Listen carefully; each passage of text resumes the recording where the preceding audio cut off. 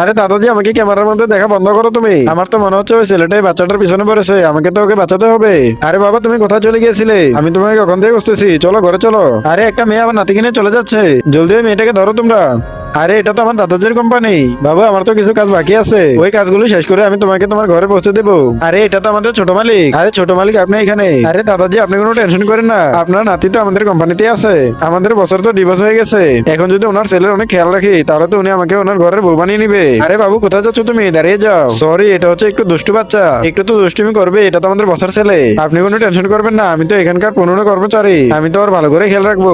বাবু, আমার তো কাজ শেষ হয়ে গেছে, চলো তোমাকে তোমার ঘরে পৌঁছে দেই। ওয়াও, তোমাদের ঘর তো অনেক সুন্দর।